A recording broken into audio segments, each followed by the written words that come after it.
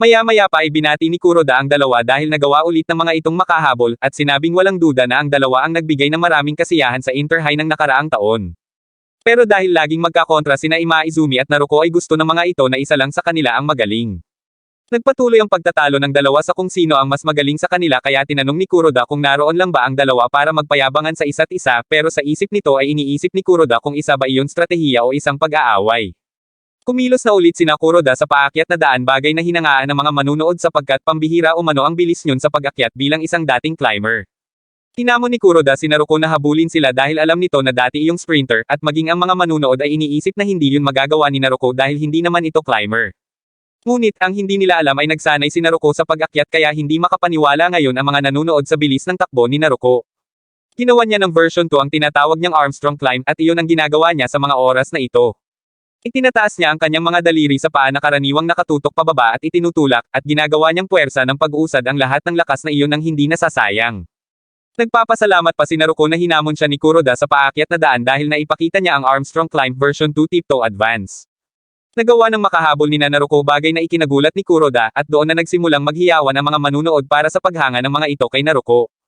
Dahil doon ay naisip ni Kuroda na sirain ang teamwork ng dalawang yun ni Ima Izumi.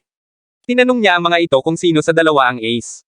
Nagsalita si Ashikiba at sinabing halata naman na ang lalaking nasa likod ang ace, ngunit pinabulaanan yun ni Naruko at sinabing siya ang ace ng Sohoko. Ngunit kinontra ito ni Ima Izumi at sinabing siya ang ace, hanggang sa nagtalo na naman ang dalawa, bagay na ikinatuwa naman ni Kuroda. Nagpatuloy ang pagtatalo ng dalawa hanggang sa mauwi yun sa hamunan na magkarera sila patungo sa finish line, bagay na hindi naman inaasahan ni Kuroda.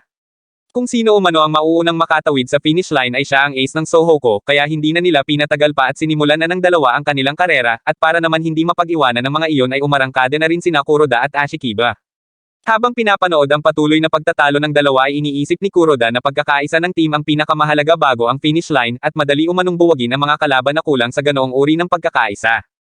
Dahil doon ay kumilos na silang dalawa ni Ashikiba para muling umusan ang dalawa, at madali naman nga nila iyong nagawa.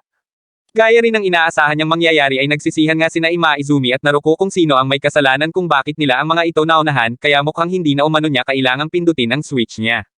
Samantala, habang sabay na pumapadyak ay tinanong ni Teshima si Onoda kung sino sa tingin nito ang unang makakarating sa finish line.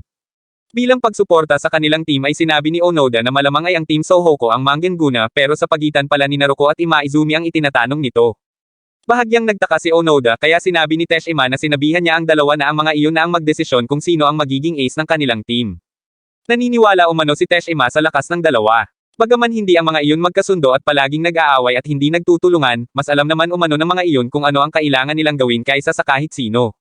Nang mga oras na iyon ay nagtatalo pa rin nga ang dalawa kung paano sila makakahabol sa taga-Hakone, hanggang sa mapagdesisyonan ng mga ito na pumadyak ng mabilis at dalhin ang jersey nila patungo sa finish line bago pa man iyon magawa ng ibang team. Samantala, nagulat ang ilang mga manunood nang biglang dumaan sina Koga at Sugimoto na nagmamadaling makaabot sa feed zone. Iniwan na ng mga ito na nakatamba ang ginamit na bisikleta para maihatid kina Ima Izumi at Naruko ang dala nilang tubig at pagkain, ngunit tanging tubig na lang ang kinuha ng mga iyon. Itinapon na ng dalawa ang tumbler na walang laman, kaya nilimot iyon ni Sugimoto na ng mga oras na iyon ay sinasabi sa sarili na umaasa siyang maipapanalo ni Ima Izumi ang laban. Pagkatapos ay niyaya na ito ni Koga na bumalik na sa tent dahil malapit na umanong dumating ang iba pa. Dagdag pa ni Koga na sigurado siyang nakaabot na sina Kaburagi at Aoyagi kina Onoda, kaya mahihirapan umano silang mag-abot ng mga pagkain sa apat na iyon. Gayunpaman, masaya si Sugimoto na nakaabot sila sa feed zone gamit lamang ang reservang bisikleta, at sinabing pakiramdam niya ay para na rin silang pumadyak sa Inter-High sapagkat pumadyak din siya sa abot ng kanyang makakaya. Dahil doon ay masayang sinabi ni Sugimoto na mas gagalingan pa niya sa susunod na taon para mapasali siya sa Inter-High, pero bigla siyang natigilan nang maisip niya na third year na si Koga, kaya ibig sabihin ay hindi na iyon makakasali pa sa Inter-High. Agad siyang humingi ng paumanhin, pero sinabi ni Koga na ayos lang iyon, sabay sabing kung nais ni Sugimoto na mapasali sa Inter-High ay kailangan itong mag-practice ng mabuti. Pagkatapos ay niyaya na ulit ni Koga si Sugimoto sa kanilang tent, pero laking gulat ng mga ito nang makita doon ang suportang staff ng Kyoto Fushimi. Agad na tinanong ni Koga ang staff ng Hakone, pero tanong din ang isinagot ng mga iyon sa kanila na kung hindi ba umano nila narinig ang pagbabago sa radyo. Lalong nagulat ang dalawa nang sabihin ng staff na ipinagtabuyan ng taga Kyoto Fushimi ang iba. Ayaw man itong isipin na sila ay natalo, pero wala pa naman umanong garantiya na makararating ang mga iyon sa unahan sa kabila ng pagiging mapanlinlang. Sinabi rin nito kina Koga na ngayong taon ay dalawang taga Kyoto Fushimi ang humahabol sa nasa unahan, ang ace na si Midosuji at ang first year na si Komari. Naalala ni Koga na si Kamari ang lalaking pumunta noon sa kanilang training camp at hindi niya akalaing kasali yun ngayon sa karera dahil inakala niyang isa lang iyong sub. Maya-maya pa ay lumampas na ang mga iyon sa kanila at doon napansin ni Koga na talagang ang finish line ang pinupuntirya ng dalawa kaya nais talaga ng mga iyon na makahabol. Samantala, ipinakita naman ang pangyayari kanina kung saan parehong nagulat ang team ng Hakone Academy at Sohoko nang lampasan ang mga ito ni Midasuji at Kamari. Sa kasalukuyan, sinabi ni Naruko na malapit na silang makahabol kina Kuroda at 4.5 kilometro na lang ang natitira bago sumapit ang finish line. Sa loob ng 500 metro nilang pagpadyak ay nagtatalo na naman ang dalawa pero pagpatak ng huling 4 na kilometro ay umabante na si Imaizumi kay Naruko at sinabing maghanda ito sa kanilang pag-arangkada. Hindi nagtagal ay nagawa nilang pantayan ang taga-Hakone kaya sinabi ni Kuroda na ipapakita at ipapaintindi niya sa dalawa ang pangmamaliit ng mga iyon sa kanila. Plano ni Kuroda na iikot ang kanyang switch nang sa gayon ay hindi umano umubra ang desperadong stratehiya ng taga-Sohoko. Ngunit nagulat ang apat nang marinig nila ang boses ni Midasuji na nanggagaling sa kanilang likuran. Habang nakatingin kay Midasuji ay napansin ni Kuroda na mukhang kalkulado niyon ang lahat at walang ibang iniisip kundi ang manalo. Nakikita rin niya ngayon kay Midasuji ang eksaktong tulad ng sinabi ni Fukutami noong nakaraang taon na ang pagkatalong iyon umano ni Midasuji ng Kyoto Fushimi ang magtutulak doon na pumasok muli sa Inter-High. Kaya naman sinabi sa kanya ni Fukutami na kung hindi matibay ang kanyang determinasyon pagdating niya ng third year ay hindi umano muling maibabalik ng Hakone Academy ang kanilang trono. Hindi na lang umano ang Sohoko High ang makakalaban ng Hakone Academy kundi maging ang Kyoto Fushimi rin kaya iyon ay magiging isang panahon ng tatlong malalakas na koponan. Habang iniisip yun ay hindi niya namalaya na nasa tabi niya na si Midasuji kaya nagulat siya at napalayo. Sinabi niya sa kanyang sarili na napakabilis ni Midasuji kaya kailangan niyang gawin ang lahat para pigilan iyon. Maya-maya pa ay si Kamari naman ang lumitaw sa tabi ni Kuroda para hawakan ang mga muscle nito sa binti bagay na ikinagalit naman nito. Napatingin si Imaizumi kay Kamari at naalalang iyon din ang humawak sa muscles niya bago magsimula ang karera kaya napaisip siya kung sinusubukan ba silang guluhin yon. Nang mga oras na iyon ay parehong nag-iisip sina Kamari at Imaizumi sa totoong pakay sa kanila ni Kamari pero sinabi ni Imaizumi sa kanyang sarili na kailangan niyang mag-focus sa finish line. Ngunit sabay silang nagulat ni Kamari nang mapansin nila na bigla na lang nawala si Midasuji, nanoy nasa itaas na pala ng daan. Doon nila napagtanto na nilito sila ni Kamari kaya nakakuha si Midasuji ng pagkakataon na makaarangkada. Dahil doon ay sinabi ni Imaizumi kay Naruko na kailangan na nilang bilisan, ngunit paglingon niya ay laking gulat niya na wala doon si Naruko kaya nagtaka siya. Nang mga oras na iyon ay tuwang-tuwa naman si Midasuji dahil sa huling 3 kilometro ay siya ang nangunguna pero may nag-iisang siklista ang hindi inalis ang tingin sa kanya kaya nasundan siya nito at iyon ay si Naruko. Hindi makapaniwala ang mga manunood sapagkat 10 minuto pa lang ang lumipas ng ibalita na ang Sohoko at Hakone ang nagkakarera sa unahan. Ang ilan naman ay nasa sabik sa nagaganap na laban dahil hindi nila masabi kung sino nga ba ang unang makakatawid sa finish line. Palihim na humanga si Midasuji kay Naruko dahil ito lang ang nag-iisang nakapansin sa pag-arangkada niya at nagagawa rin siya nitong habulin sa pag-akyat dahil dapat naman ay isa iyong sprinter kaya masasabi niyang iniwan na nga talaga ni Naruko ang pagiging sprinter para maging isang all-rounder. Ngunit sinabi ni Naruko na naroon siya para makipagkarera kay Midasuji at bawiin ang titulo ng pagiging sprinter niya. Naging interesado si Midasuji at sinabing iyon ay kung magagawa siyang habulin ni Naruko sabay arangkada sa paakyat na daan. Nang mga oras na iyon ay sinasabi ni Midasuji sa kanyang sarili na maaring naging mabilis nga si Naruko sa paakyat pero isa pa rin umano itong sprinter lamang kaya hindi niyon magagawang makahabol sa kanya.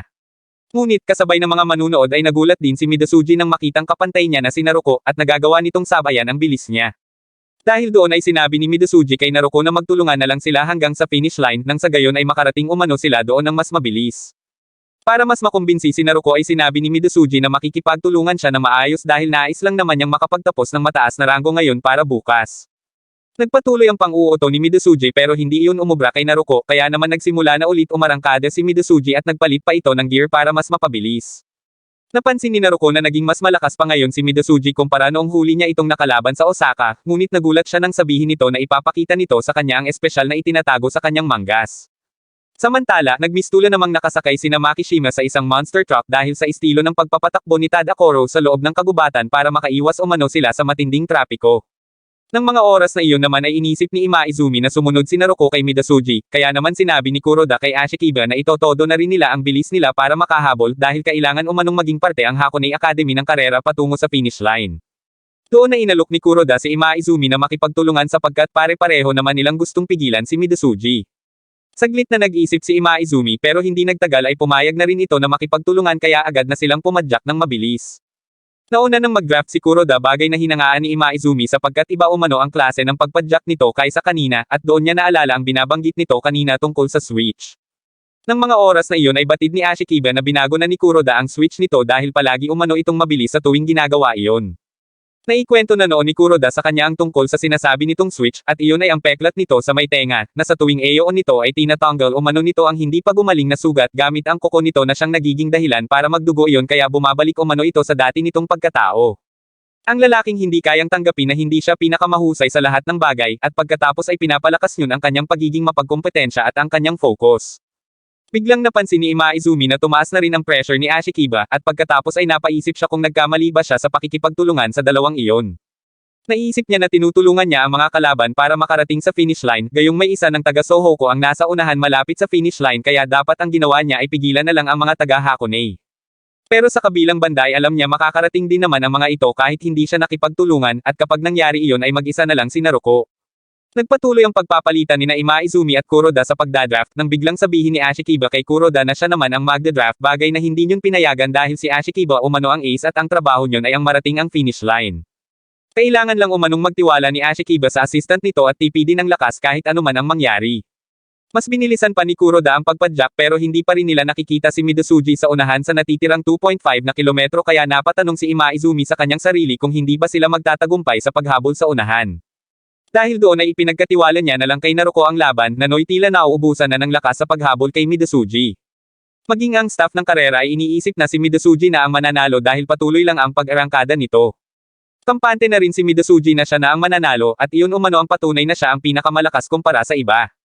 Ngunit hindi nagtagal ay nakahabol na naman sa kanya si Naruko hanggang sa magawa na nitong mauna bagay na ikinagulat ng mga manunood sapagkat kanina lang ay napapagiwanan na iyon.